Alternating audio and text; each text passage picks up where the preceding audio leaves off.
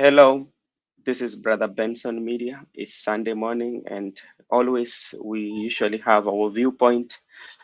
And I'm very glad this morning to have two gentlemen, Mr. Makubura and Miguda.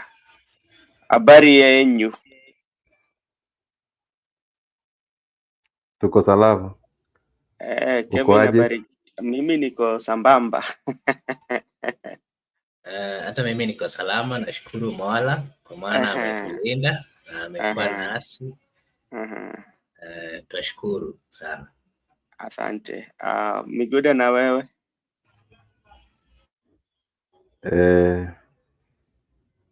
Niko mzima. Tumekuwa sawa. Yeah, okay. We are very grateful to have you as our host.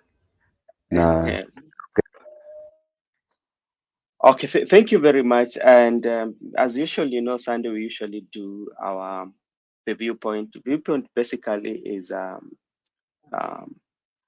looking into news that made the headlines nationally. And today we want so much to focus on the NADCO report, especially the referendum that might be coming as per the Right Honorable Prime Minister Raila Odinga. So we want just to weigh options on it, whether is that one possible or not. So maybe to start with, on my side, my opinion, as I said earlier last week, the NADCO report to me does not share the aspirations of Kenya. It's not people oriented. And I know each one of you might be having different opinion because not everybody thinks the same. So, and everybody is entitled to their opinion based on how they might be seeing it. So, before we go into it, maybe, Miguda, what can you say about the NADCO report?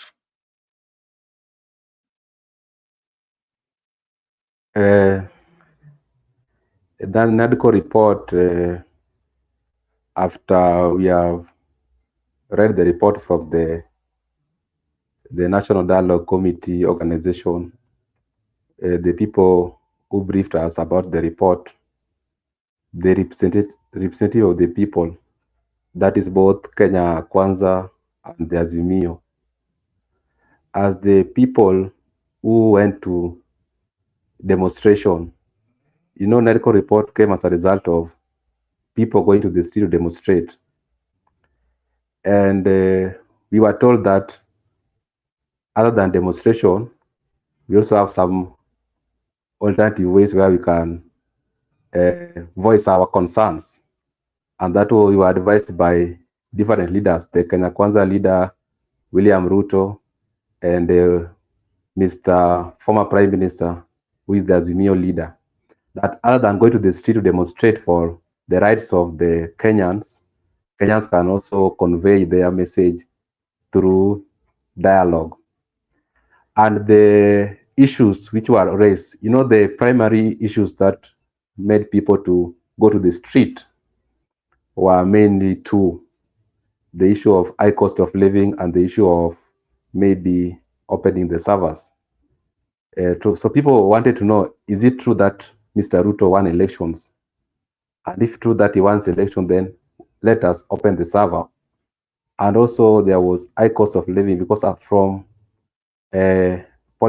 campaigns, construction of the government led to the result of high cost of living. And so people literally went to demonstrate they wanted the government to reduce the cost of living and also the opening of the servers.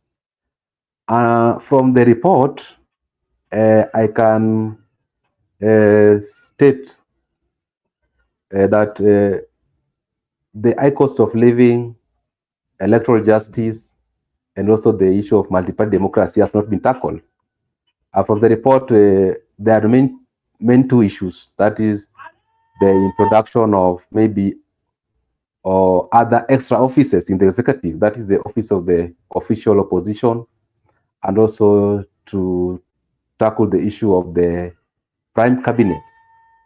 So briefly to discuss the issue of NADCO report, I can just say that it has not well captured the real issue that attached the common mwananchi, but rather it has captured the issue of the leaders. That because these offices, they are being formed for particular people. For instance, the office of the Prime Cabinet Secretary, or rather the Prime Minister, it will be occupied by one person. Also, the office of the official opposition leader will be occupied by one person. So there are individuals who have gotten their ways in the NADCO report. And also the common mwananchi, who the primary reason why they demonstrated and people lost lives, property were destroyed, they are actually, the report has not gone well with their expectation. And we will discuss about referendum briefly. So that is my point on the NADCO report. Okay, Makobura, what is your take?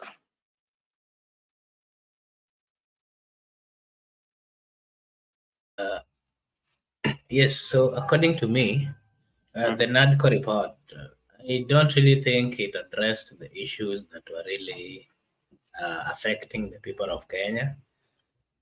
Today I was reading People Daily, and from the statement that Her Excellency Martha Karua tweeted, her remarks were very. They were a good stand as a leader, and I think she, not really for the first time, she's been a fighter for the people. And I remember her tweeting that, I quote, I want to quote, I find the NADCO report troubling and problematic and unacceptable. A more detailed statement loading in the coming weeks. That is she tweeted immediately this NADCO report was to be released. And again, later on, I also quote, any purported agreement that does not immediately impact on the cost of living, electoral justice, and respect for multi-party democracy is a fraud on the people and must be rejected, end of quote.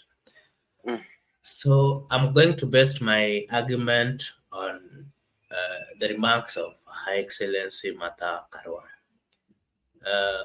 This all report, it never really dwelt on the most important issue that was really affecting the people of Kenya. Remember, the main reason, I've always said, the main reason why people went to demonstrate, it was because the cost of living was too high.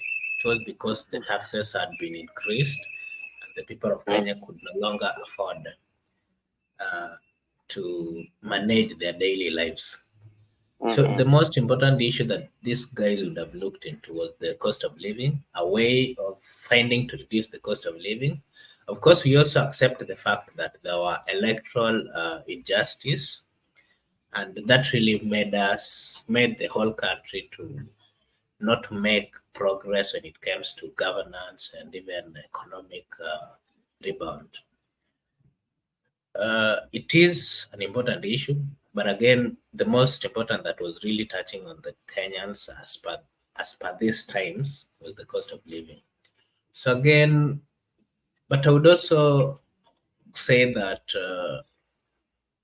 they made a step. We wouldn't really not say kudos to them, because it's a first step on their side. At least they talked about some issues which are also affecting the people of Kenya, as much as they're not really dwelling on their daily lives, but there are also issues, very important issues, because you see in Kenya, after every election, we always have electoral injustices, and such kind of things always makes the whole country to stand for quite some time without us seeing any progress when it comes to leadership and economy. So I would say the team did some good work, but we were expecting more from them, and the issues that they talked about were, as much as they're not very urgent to us, they're also very important. Mhm.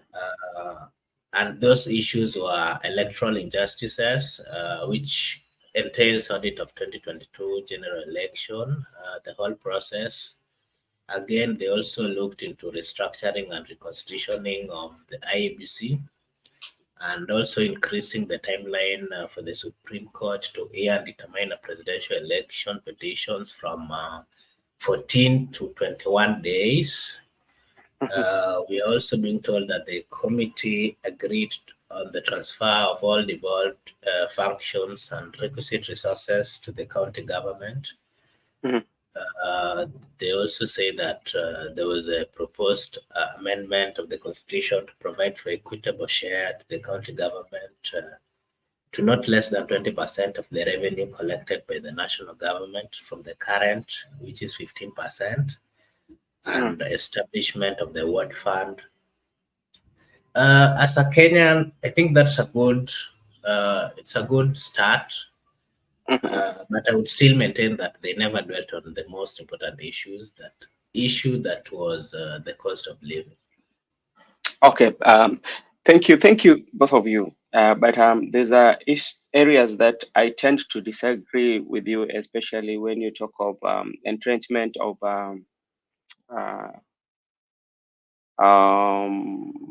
you talk about the word fund and everything, and everything that you've mentioned, Mr. Makubura. All those things are in the constitution. The only problem we have is that the leaders do not want to obey the constitution, and they tend to obey when they when favors them. Everything that is discussed there was not as even they were not supposed to even to sit down and talk about it. But anyway, that's what the politics is all about. But now our main focus today wants to go to the issue of referendum that the Prime Minister spoke about last week, I think so. And if you look at that report, the report itself, it seems in Azimio, when you saw the pressure that was given by Prime Minister at Kalonzo Musyoka's, I think it was foundation. The Honorable Kalonzo Musyoka and Right Honorable Prime Minister tend to agree with the report, the same as the President Ruto. They both tend to agree with the report, because if you look at the pressure, Martha Karua was missing, Eugene Wamalo was missing, Jeremiah Kioni was missing. Later, Jeremiah Kioni came and gave his presser to the Jubilee. Martha wrote, Her Excellency Martha too did the tweet. But now, let's focus on the referendum. Do you think it is possible for the country to go to the referendum or to start that path of referendum based on the report that has been given? Do you think it is a genuine push by our leaders, Makobura or Miguda? Concerning the issue of referendum, Yeah. in my opinion, I see there's possibility of going to a referendum. Mm. And the reason why I could say that there's possibility of going for a referendum because of the historical events, also if you follow politics in Kenya, and also the instances which are happening by the time the leaders receive the report. You saw people like the Eugene, the Karua are opposed to the report. That is a simple indication that we are heading to referendum because they are now realigning themselves to the no. They have their political right. You can align yourself maybe because the report is out and we have read the report and the destination of the report is referendum. Let us group ourselves to oppose it. The reception of the report is an indication that we are heading to referendum. The Karua, the Eugene, those are the people who are going for the no, and they are expected to meet the yes people at the ballot because referendum is a question to the people that yes or no. So as political leaders, other than being leaders, they are also politicians. They have seen that we are heading to the referendum, and the best way to get the people now is to go the no path, while the Railas and the Rutos might go for the yes path.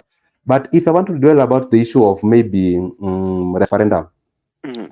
uh, I will agree with you because you told Makubra that the issues like maybe the timeline for the constitution of the Supreme Court to determine the presidential petition from 1421, those are things which are they are not that necessary. Uh, the reason why I could talk about referendum is because they want to use the position like the prime minister or the position of the official opposition, that they are trying to restructure the executive.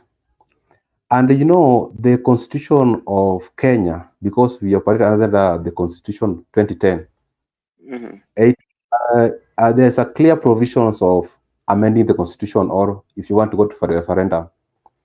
If you look at Article 255, 257, 256, it's very progressive or transformative constitution. And it clearly indicates that if you want to deal with the structure of government that are critical, like executive, judiciary, legislature, or the Bill of Rights, or if you want to deal with the sovereign power of the people, that Article 1, you must go to the referendum. You can't sit somewhere in a hotel or in a restaurant, maybe discussing on behalf of the people. No. Article 1 is very clear that the people are sovereign, and all the sovereign power and the supremacy belong to the people, and the people can exercise it directly or indirectly. But whether when they want to restructure the government, maybe the organs of the government, that is the executive, judiciary. Like in our case now, we are talking about the introducing the position of the prime minister or official opposition office. Right? In our constitution, if you read at the executive provisions, we have the president as the head of the executive and the cabinet secretaries. There's nothing like prime minister. There's nothing like official opposition leader. And you see already right now, Musalia Mudavadi was appointed as the prime cabinet, which is not in the constitution. So the president might agree with the report because already he has appointed Musalia Mudavadi contrary to the constitution. So he might just agree with the report to maybe Mhm. Miguda uh, does he have network problem? I'm not sure what really is happening to him. the people Maybe. that indeed he did not act. Mhm. So the report also, Mr. Odinga might Mhm. agree with the report because Mr. Odinga historically is good in referendum. And also, if there is any reform, like maybe that is for the people, he might lead. And the issue of executive is what is at stake right now because the issue of supremacy, that who is the supreme in this constitution, because constitution is as a result of the people. The people are the one who have brought the constitution. Without the people, there is no constitution. So the people are supreme, and even the people come before Article 1 in the preamble that we the people. So the people must be consulted, the people must participate, the people must be represented. Mhm. We do not want a scenario whereby leaders or 2 people or 14 people deciding for the people. And if you look at the previous ruling by the Supreme Court concerning the constitutional amendment process in the country, it was very clear that even Mr. President, at his capacity, he cannot initiate a constitutional amendment process. So Ruto agreeing with the report or disagreeing with the report is not an issue. The initiators of the report or the initiators of the referendum should come directly from the people. The people are the one who should come out clearly that we want to reform or we want to make some amendment or we have seen the system working very well in the United States of America, or we have seen the system working well in the United Kingdom. No, so from today, people, you want to have the monarch, or with the people today, you want to have the federal system, but not people in that matter, or the already elected president coming out with a recommendation that today we want to change the structure of the executive. But with the people, the reason why I'm dealing with the people because basically the debate of who are the supreme or who is the supreme in terms of making the law has been all over. But now Kenyan people, when they're designing their constitution, they say, okay, the people of the supreme person should be an average person. And an average person is possessed maybe the high cost of living, uchumi, is it doesn't care. So like prime cabinet, our official position office for what? Right now, going to referendum, I don't think is a solution to the Kenyan problems, or is something that Raila should also endorse. Because the constitution of Kenya, they have said, is very progressive constitution. We can do referendum even 10 years from now, even 2030. It is not urgent. There's no urgency for us to go for referendum today. We need to sort out the issue of high cost of living. Also, we need to sort the issue of electoral justice. That is why, from my starting point, I told you already we are heading to referendum, and the people who are no, they have all the agendas at stake: the electoral justice, multi-party democracy, and also high cost of living. Okay. So I see a possibility of a referendum, but in my opinion, I don't support referendum for now. Okay, thank you very much. Makobura, do you support the idea of referendum? First, I want to try and correct both of you. You said that I'm somehow supporting the whole NADCO thing. My statement was clear when I was starting, and I clearly said that the most important issue that the NADCO report would have really dwelt on was the cost of living. But above all, I also said that at least they've made a step, and that somehow I think we should applaud that, because it's a step that they've also made.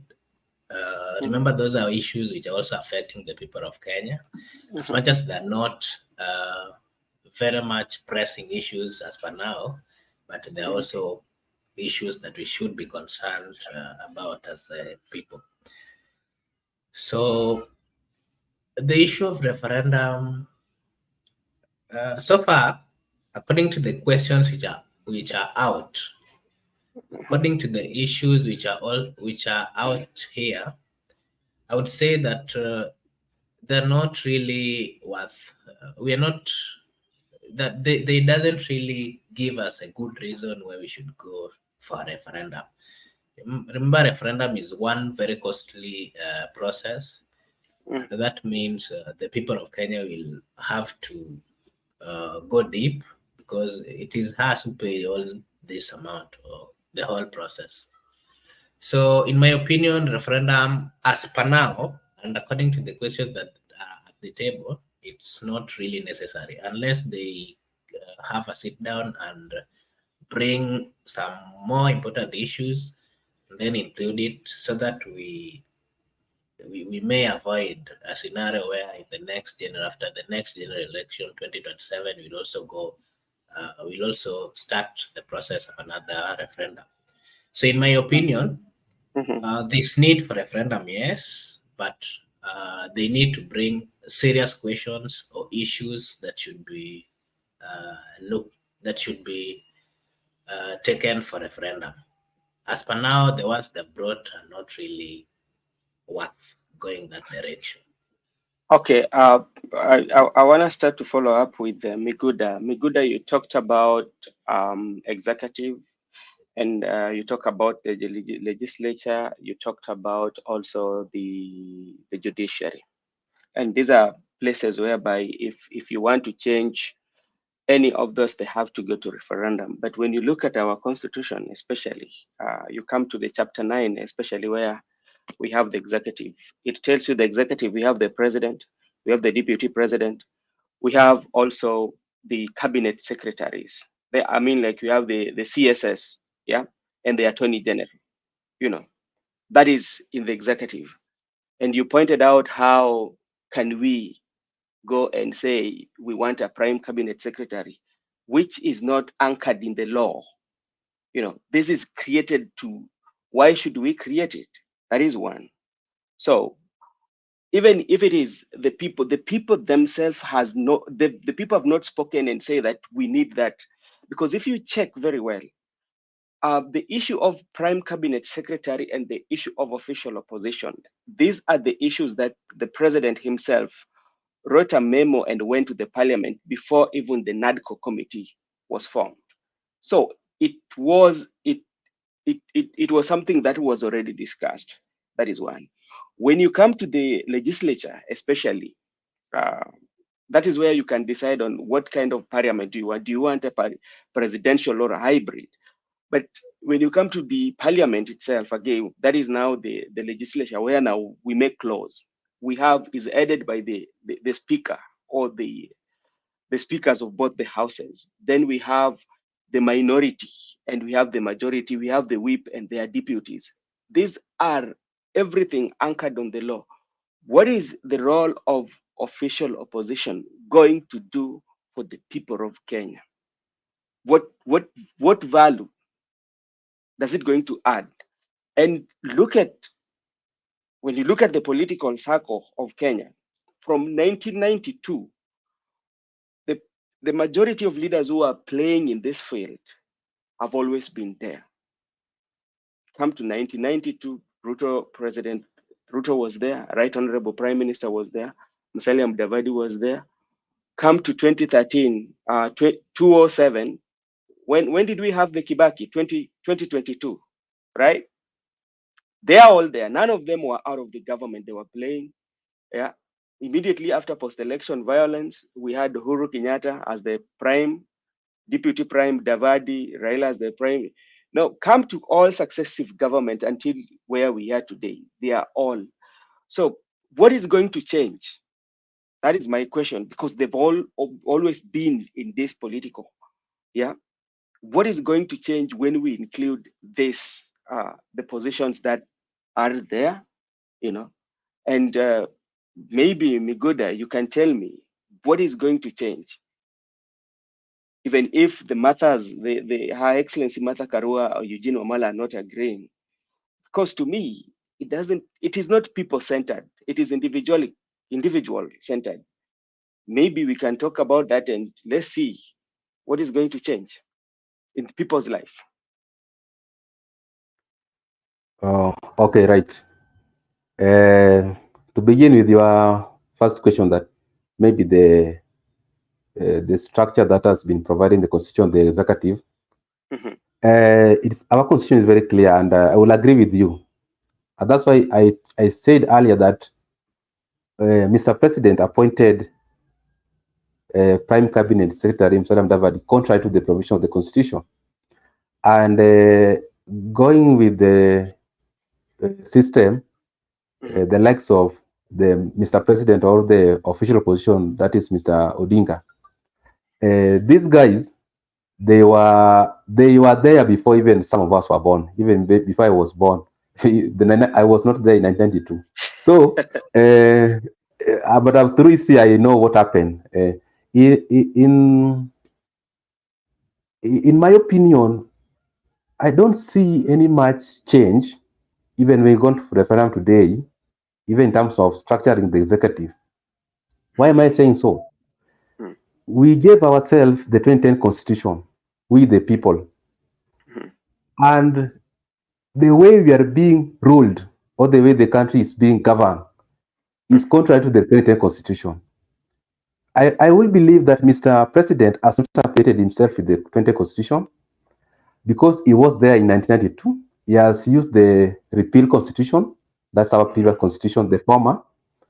And in the preliminaries, in the section, we have section 23. We used to have the president, the executive. Then section 30 could be, if I'm not wrong, could be the legislature. So you see, the president could come first. But in our new constitution 2010, the people are sovereign. And at chapter 9, the way you have said the legislature, then chapter 10 could come, the executive come after the legislature. So the people, the players in this political field are the people who use the repeal constitution. Someone, if you have grown up to the age of 40s, I think learning something becomes so difficult. And these people update themselves the current constitution. I don't agree with the introduction of the official opposition position in the forthcoming referendum. Because right now, our constitution is very clear. In the legislature, we have the leader of minority from the minority party. Why should we introduce another official opposition in the parliament? For what reason? In that sense, because in the parliament, both National Assembly and the Senate, there is leader of minority in the Senate, there's leader of minority in the National Assembly, who are representing the minority party, and also they are even in the committees in parliament. The Public Account Committee is being held by the minority party, and the current chair of PAC is Honorable John Badi, who is the ODM chairman. So what is it that they want to introduce another position for someone or other person? For that reason, we don't know who the person could be. And yet the constitution is very clear about even the Parliament Acts. We have the provisions. If you want to, there are roles that are being played by the minority. In my contribution, I could say that the minority party or the minority leader is the official opposition person as things are concerned. Even the person who checks the government, the watchdog of the government, is the Public Account Committee chair. So introducing the official opposition position is just for individual benefit, that for one person. Because maybe if we have gone for a contest and for that reason I lost, I don't need to be accommodated, because in democracy, at the end of the day, you must have majority and the minority. Minority have their say, majority have to rule. And we also have to accept the fact, even whether the result were contrary, some were contrary to our expectations. At the end of the day, we have a government, and the government is mandated to provide services for the people. The issue of a referendum, even if I could just agree with it, which I don't agree with it, why should we waste our time campaigning for referendum and we are just from an election?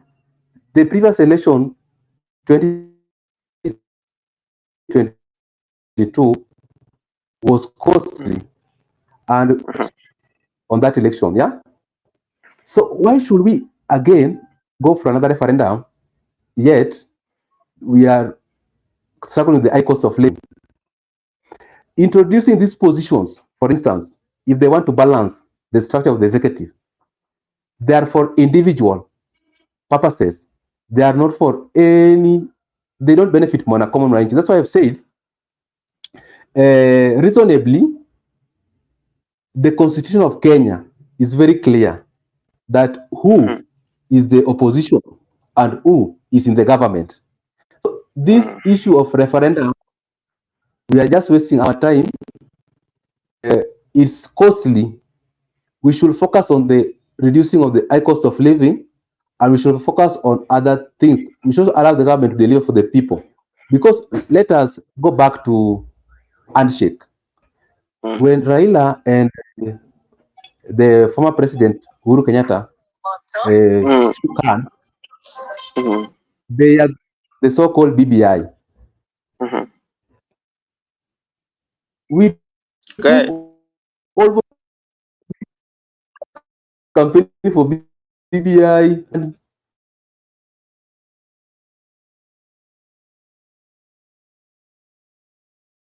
to reorganize itself to cling to power. And again, I can promise them, the Azimio people continue wasting your time on referendum, and 2027 just around the corner, and we will come back again for another referendum after 2027 election. Yeah. Okay, thank you. Mr. Kevin Makobura, you know about this referendum. Let's get off from NADCO report, and based on, we just want to talk of the points they've highlighted. You see, like Miguda has talked about the cost of living, on how can we fight for the cost of living at the same time you're fighting for referendum, and the referendum needs a lot of money. You know, how is that one possible in your in your, maybe how you might understand it? Okay, first, I think the whole meaning of cost of the cost of living. Cost of living entails so many things. One of which, if we try to dissect into it, it has about four main points. In the cost of living, the issue of food is included. In the cost of living, the issue of health is included. In the cost of living, the issue of transport is included, and also the issue of education.